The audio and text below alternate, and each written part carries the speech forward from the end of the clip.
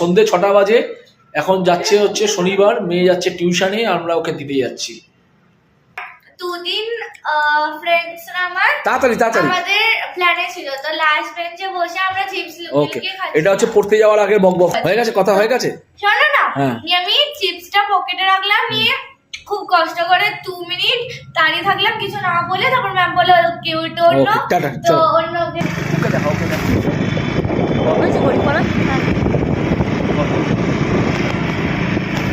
কি ঘড়ি কিনতে শুধু কালারটা আলাদা না আমার রাস্তাটা পুরো বাবার দেখ বেটা, পাপার দেখ কিরকম ভাবে ওঠে, ভিডিওটা দেখ দেখ বুঝতে পারবি অন্যরকম।